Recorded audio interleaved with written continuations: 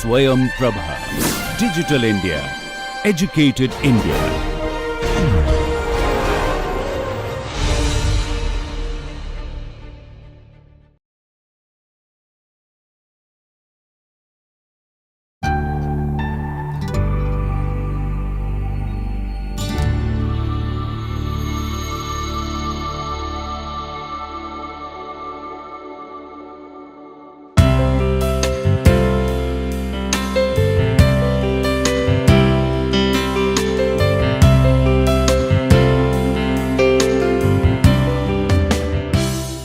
Welcome to the course Introduction to Urban Planning. In today's session, we are going to look at the legal requirements from the environmental point of view, and we'll mostly focus on the national level. And in this lecture, you should comprehend our planning objectives. At the same time, you should look at the environmental concerns which we are facing, which we have already covered before. And then other legislation in mind. You should keep those things in perspective while you go through this. And this is a very wide area, as we see that this is completely a subject in itself. So we are going to cover it in a very brief manner. So I'll just going to walk you through different legislations which are available to us, and I would say it's not a comprehensive list yet, but then we'll just review those in a very brief manner. So accordingly, our coverage for today would include that we'll look into the Environmental Protection Act of 1986, as well as we'll look at the National Environmental Policy, then EIA notification. To certain detail, we'll look at the Comprehensive Environmental Protection Index, as well as we'll look at the environmental quality concerns which are there and adopted in the system. We'll look at eco-sensitive zones. Further, we'll look at the coastal regulation zones, and then we'll also look at the e-waste management rules, then how we are moving forward to address the urban rivers, and then further we'll look into energy sector. Then we'll also briefly look into the Indian Forest Act. Further, we'll look at certain environmental guidelines which are important for us as urban planners, as well as we'll briefly just will name the guidelines which are available for us in disaster management. And then we'll look at the legal and regulatory framework for environmental protection. So that would be our coverage. Accordingly, the learning outcomes which is expected is that you should take a comprehensive review of all these acts, and you should be able to look at all these acts. You should be able to list them, you should be able to tell the purpose of these acts, and you should critically review in terms of what they are able to achieve or not achieve and what kind of provision they give. And you should be able to connect it with the larger goal of planning as well as larger sustainability development goals. So moving on and looking at Environmental Protection Act of 1986, we see as per the URDPFI guidelines, since we are looking at it from the perspective of planning, as per the URDPFI guidelines, there are certain norms and standards which should be referred for preparation of all the plans which we had seen for a city. Or whichever level we are preparing. So based on that, we should be looking at the rules identified in Environmental Protection Act of 1986, as well as we have certain standards like Air Act 1981, as well as Noise Pollution Regulation and Control Act of 2000. These all need to be referred. For the purpose of environmental clearance, the various statutory obligations for difference clearance are EIA notification of 2006, which should be referred by planners, as well as for the purpose of forest clearance, we look at Forest Conservation Act of 1980. Further, anything related with manufacture, use of import, export, storage of hazardous and genetically engineered organism or cells. For that, we look at the EPA Act of 1986 for GEAC clearance purpose. So let us first look into Environmental Protection Act of 1986.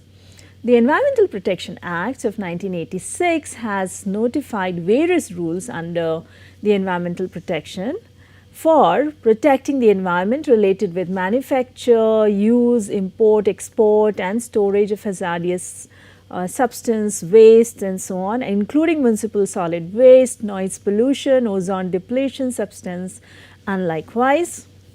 You can see in the list here. The Environmental Protection Act of 1986 makes provision for the protection and improvement of the environment.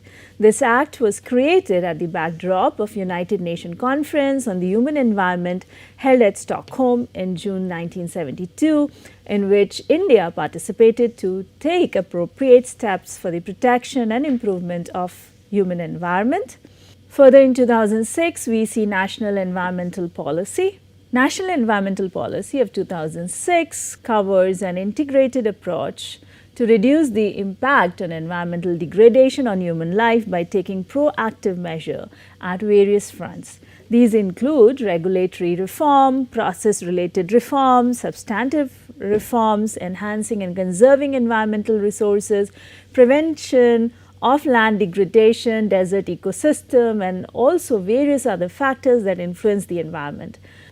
This policy, we see that it focuses on ensuring that people who are dependent on natural resources for securing their livelihoods from the act of degradations should realize that a greater purpose will be served from the conservation of resources, which includes land, desert ecosystem, water, wildlife, forests, wetlands, and so on. Now, briefly and selectively, we will not look at all the aspects, selectively looking at the EIA notification of 2006. EIA, we have another subject on this, EIA, Environmental Impact Assessment. So, this was taken as a tool to take care of the sustainability aspect. So, EIA notification of 2006, we see that considering environmental concerns and to ensure that the economic growth and development in India is in conformity with regulations for environmental conservation, the Ministry of Environment and Forest and Climate Change notified the Environmental Impact Assessment notification in 2006. The EIA notification 2006 has notified the various developmental sectors which require prior environmental clearance. So, you can find a list which gives various sectors, activities and projects which need environmental clearance. Considering recent developments and to ensure that the economic growth and development in our country is in conformity with regulations for environmental conservation, the ministry has notified this. The environmental clearance process under implementation prior to 2006 highlighted the need to reduce specific processes, categories, activities and also the need for new sectors such as coal washeries to be brought in the ambit of environmental clearance process because such kind of things had larger environmental impact. So, EIA notification 2006 has notified 39 development sectors which require prior EC. We further see that ministry has prepared EIA guidelines on each sector as identified by EIA notification 2006, which elaborates the procedure and mandatory requirements of EIA with respect to each sector.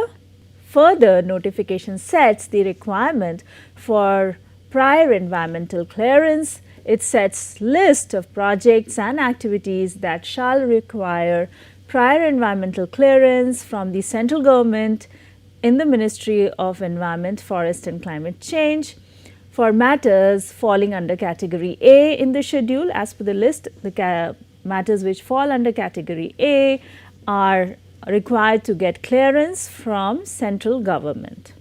Further, the projects and activities falling under category B require to take approval from the State Environmental Impact Assessment Authority. It also provides the procedure for EIA such as stages of screening, scoping, public consultation and appraisal. So you see how the EIA Act of 2006 makes provision for the process for which projects have to be considered and how it has to be processed. Now, let us briefly look into Comprehensive Environmental Protection Index, CEPI. Looking at this Comprehensive Environmental Protection Index, CEPI, we see that CEPI is a rational number to characterize the quality of environment at a given industrial area following the algorithms of source, pathways and receptor. CPCB, Center for Pollution Control Board, evaluated Comprehensive Environmental Pollution Index of 100 polluted industrial areas on environmental quality monitoring, which was conducted in 2018 as per the report of 2021 of MOEFCC. So, this environmental pollution index of air, water and land are evaluated based on presence of toxins, industrial activity, level of pollution, health statistic and adequacy of waste management facilities.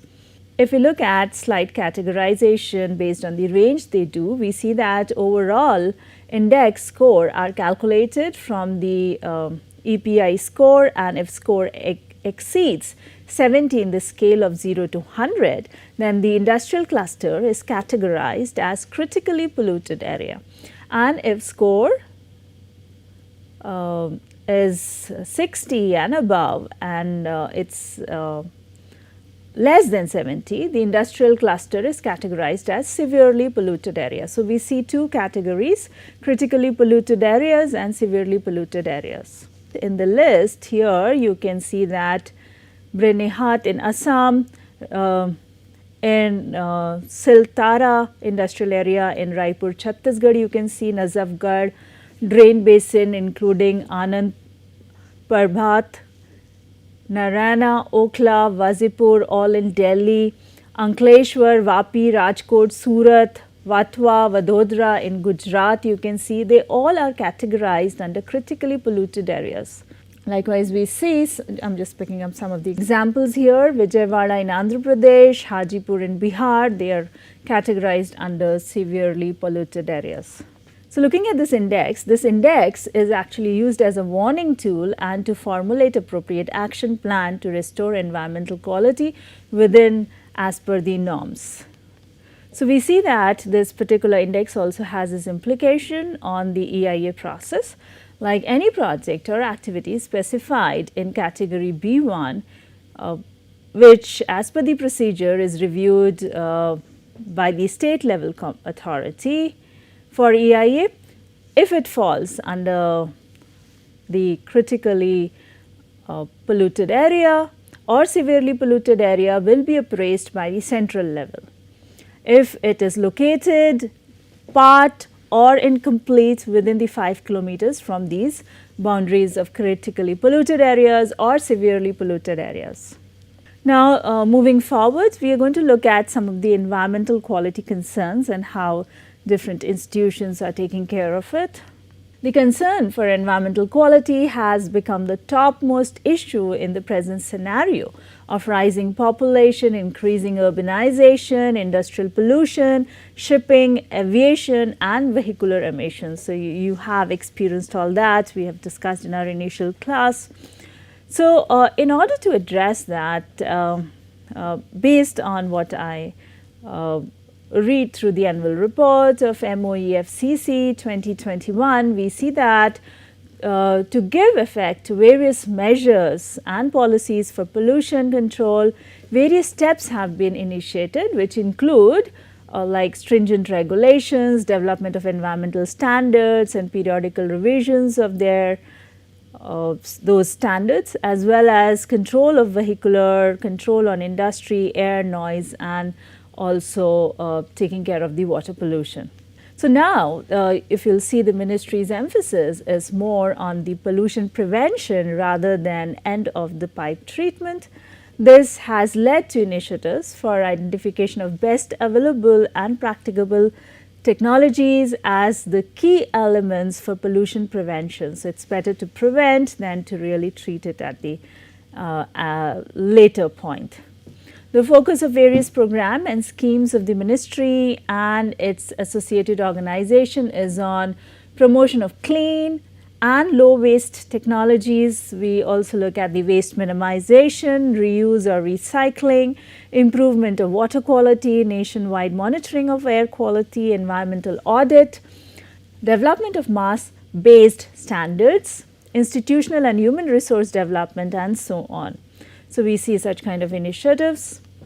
Further narrowing it down, if I would like to just name some of them, in the case of strategies, particularly sustainable strategies in the urban planning, we see that regional planning is seen as one of the approach to address this. Also compact city, high density development, so we have discussed on these as well, and then also focusing on redevelopment, redensification, creation of open space, also looking at energy efficiency by employing non-conventional as well as renewable energy sources.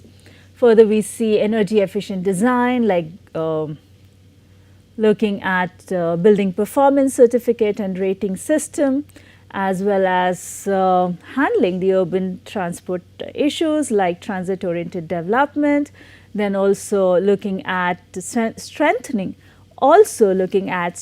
of public transport system, reducing fuel consumption per passenger, road passenger with urban transportation system, non-motorized transport NMT, and intelligent transport system. So, all these are strategies in the urban areas which we are looking at to address the environmental issues, environmental concerns.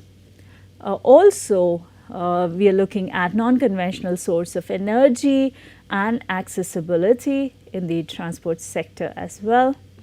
Further, in the urban infrastructure segment, we see zero waste and waste recycling, GHG mitigation measures for wastewater, decentralized wastewater management, low water use and ecological sanitation, recovery of energy, reducing need for pumping. So, this all we have been, there have been a lot of interventions which are addressing this environmental concern in the area of urban infrastructure. Further, we see that with respect to climate change mitigation and adaptation, we have been working on green building, also developing index such as city biodiversity index.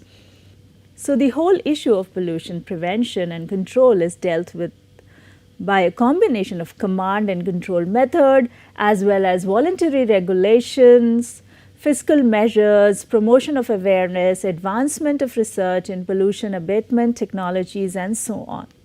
So, looking at the items of work handled in control of pollution by the CPCB division, we see some of the interventions items of work include industrial pollution, waste, air and noise pollution, including marine pollution, common effluent treatment plant CETPs, Water Prevention and Control of Pollution Act 1974, Air Prevention and Control of Pollution Act of 1981, Taj Trapezium Zone TTZ, recognition of private laboratories under Environmental Protection Act 1986.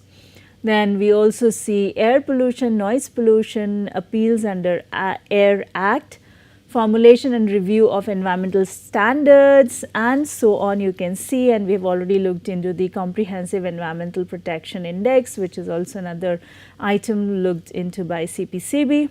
So, moving forward, further we see that Ministry of Environment, Forest and Climate Change has published the Draft Environmental Impact Assessment Notification 2020 with the intention of replacing the existing EIA notification of 2006 under the Environmental Protection Act of 1986. The key proposal of 2020 draft include like a reduction in time for public hearing, further exemptions of projects. You may look at notification and also aligned review with it, that all are suggested in the readings given here. Moving forward, we are going to look at the ministry's guidelines for eco-sensitive zones around the protected areas. Referring from URDPFI guidelines, Wildlife Protection Act 1972. Wildlife Protection Act 1972 gave provision for creation of national parks, sanctuaries and closed area. The purpose of buffers around these protected areas is to provide them as a shock absorber, and based on that eco-sensitive zones were declared. So, eco-sensitive zones would also act as transition zone from areas of high protection to areas involving lesser protection. The activities in the eco-sensitive zones are regulatory in nature rather than prohibitive nature. You may look for details for the buffer and regulations for identified activities in the zone. You may refer to URDPFI guidelines table 7.2 for this purpose. So, this provides guidelines for declaration of eco-sensitive zones. How do we really identify which are the eco-sensitive zones?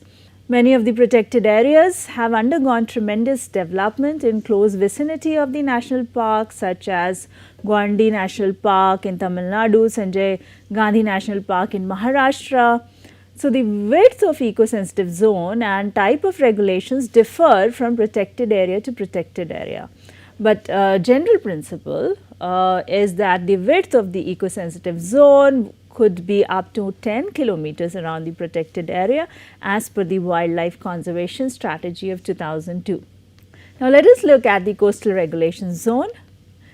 The central government declared certain areas as coastal regulation zone CRZ and imposed restrictions on the setting up and expansion of industries, operations or process and like in the CRZ through the Coastal Regulation Zone Notification 2011. In this, the prime objective was to ensure livelihood security to fishing and other local communities living in coastal areas, and to conserve, protect coastal stretches while also promoting development based on scientific principles. The CRZ notification was issued in 1991. This notification was superseded by CRZ notification of 2011, and then we see further that draft coastal regulation zone notification is available of 2018 now. The said notification covers categorization of CRZ areas, permissible and prohibited activities, regulation of permissible activities in CRZ areas, procedure for clearance, preparation of coastal zone management plan, mapping an area requiring special consideration and so on. So, these all are covered under this notification. So, the coastal area of seas, bays, creeks, rivers and backwaters which get influenced by tides up to 500 meter from the high tide line and the land between the low tide line and the high tide line have been declared as coastal regulation zone in 1991. The coastal regulation zone have been declared by Ministry of Environment, Forest and Climate Change under the Environmental Protection Act 1986, while these CRZ rules are made by Union Government Ministry. Implementation is to be ensured by the state governments through their coastal zone management authorities. So, rules are made by the central government and then the state government ensures its implementation. Briefly looking into the definition of high tide, low tide and spring tide as per the CRZ. Looking at the importance of regulation of the coastal zone. So, why is it really important to regulate the zones? Coastal regulation zones are important for the protection of ecologically sensitive areas like mangroves, coral reefs, which act as a shield against tsunami and cyclone, improving the lives of the coastal communities like fishing communities, resilient measures for mitigating impact of climate change and high intensity cyclones. They are important to balance development with conservation of the coastal areas. In India, the coastal regulation zone rules govern human and industrial activity close to the coastline in order to protect the fragile ecosystem near the sea.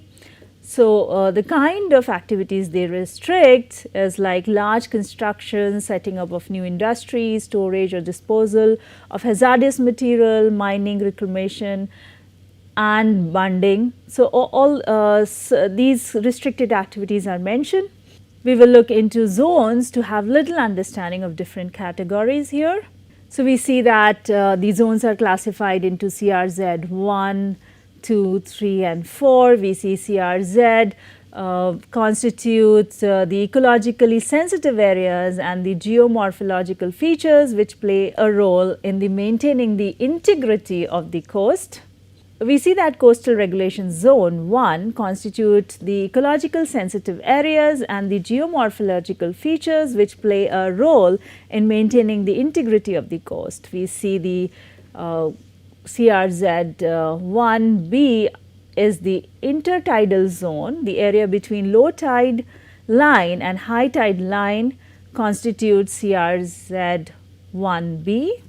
Likewise, we see that there is CRZ 2 which constitute the developed land area to or close the shoreline with the existing municipal limits or in the other existing legal designated urban areas or any habitation which are substantially built up with the ratio of built up plots to that of the total plots being more than 50%.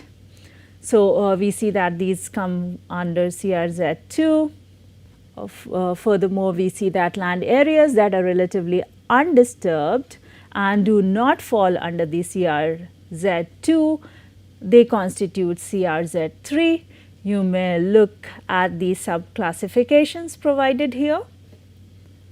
Land area up to 50 meters from the high tide line or the width of the creek, whichever is less along the tidal influenced water bodies, are also earmarked as the NDZ in the CRZ3 areas, and these shall not be applicable where areas fall within the notified port limits. Further, we see that CRZ4 constitute the water area and are further classified, as you may make note of it. We further see that CRZ4 constitute the water area and is also further classified, as you may note here.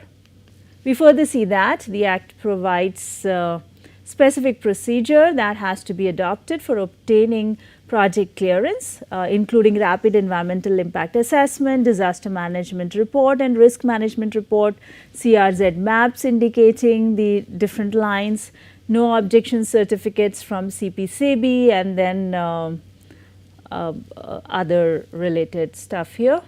We see that this notification also points out certain ecologically sensitive areas which are given specific consideration under the CRZ. So, we say that there are critically vulnerable coastal areas which include, for example, which are the list is given here. You have Sundarban region of West Bengal and other ecologically sensitive areas identified as under Environmental Protection Act, such as Gulf of Khambat and Gulf of Kutch in Gujarat and so on. So, this list is provided to you. Further, we see that special consideration is also given to inland backwaters island and islands along the mainland coast. Also, areas falling within the municipal limits of Greater Mumbai. So, these all are identified as areas requiring special consideration. Moving forward, we also find e-waste management rules of 2016. The e-waste management in India is registered under the Environmental Protection Act of 1986 with the objective of taking all steps required to ensure that e-waste is managed in a manner which shall protect health and environment against any adverse effect which may result from such e-waste. So, there is a lot of e-waste which we generated in current times. Moving forward, we also see interventions on mainstreaming urban river management into master plans. Seeing that cities and rivers have an intrinsic relationship, traditionally the rivers have been at the center of various cultural, regional, livelihood related and recreational avenues in cities. However, over the years, in the pursuit of economic development, cities have exploited rivers indiscriminately. Today, many of our rivers, as per the report, is in highly vulnerable condition. So, the document Mainstreaming Urban River Management into Master Plan is a guide to help city planning authorities in mainstreaming urban river management practices into their existing master plans or while preparation of their upcoming plans. So, it guides them, guides the authority. Further, Urban River Management Plan jointly prepared by National Mission for Clean Ganga and NIUA provides a framework for all river cities in the Ganga River Basin. Looking at the overall objective of this document, we see that the intention of this document is to assist cities along the Ganga River to improve the state of the river in their stretch. And while the central focus is on Ganga, the document also applies to other rivers flowing through these cities. Now, we look at strategic plan for new and renewable energy sector for the period 2011-17 Ministry of New Renewable Energy. As per the URDPFI guidelines statement, India's substantial and sustained economic growth is placing enormous demand on its energy resources. The demand and supply imbalance in energy source is pervasive, requiring serious efforts by Government of India to augment energy supply. So, we are in a very critical situation where we really need to work on the energy component. So, India imports about 80% of its oil. There is a threat for its increasing further, so creating serious problem for India's future energy security. So, the vision of Ministry of New and Renewable Energy is to upscale and mainstream the use of new and renewable energy sources in advancing the national aim of energy security and energy independence with like attendant positive impact on local, national and global environment. You may further look into Smart City and Amrut document for funding sources and conversion provision for energy. Moving on, we will quickly look into the Indian Forest Act. The Imperial Forest Department, set up in 1864, attempted to establish British control over forest by various legislations. The Indian Forest Act of 1865 empowered the British government to declare any land covered with trees as a government forest and makes rules to manage it. By the Forest Act of 1878, the British administration acquired the sovereignty of all wasteland, which by definition included forest.